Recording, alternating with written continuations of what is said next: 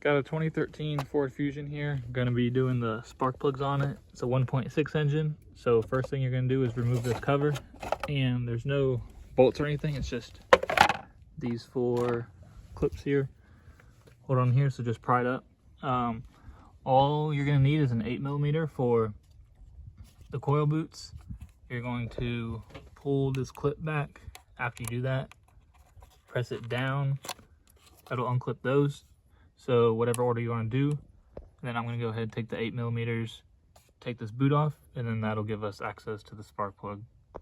Alright, so once you've got the 2 8mm out, you're going to take the boot out. That'll give us access to the spark plug down in there, and then that'll just be a 5/8 size. You'll want to get the spark plug socket because it has the rubber piece in it that'll actually hold the spark plug from falling. So we'll go remove that. And the spark plug is pretty deep down there, so you'll want to get a few extensions or a long one to be able to get that.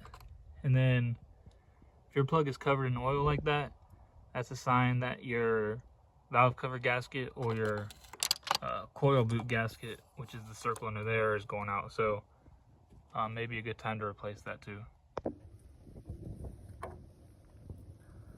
Alright, so before you put the new spark plug in, you'll want to check the gap with one of these tools here. Just slide it in here, rotate it around, and forward should be between 0.28 or 0.28 and 0.32. Ours is right about 0.28, so that's good.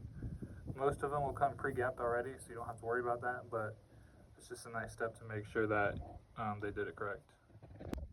Then you want to put your new spark plug into your socket. That's why you get the rubber one, so that way it stays in there. And this one's kind of at a weird angle. It's not exactly straight down, so you'll want to thread it by hand as far as you can first. It'll be about 90% done, but this way you know that you're not stripping it or anything. So once this gets tightened up, we'll go secure it down with the ratchet and then put everything back on. Alright, so we got the spark plug tightened up.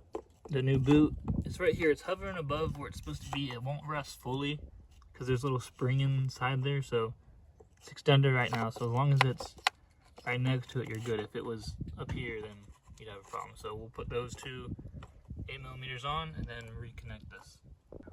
Alright, so now we've got the new boot fastened down with the 2 8mm bolts. So we'll plug the clip back in, make sure we secure it down with that.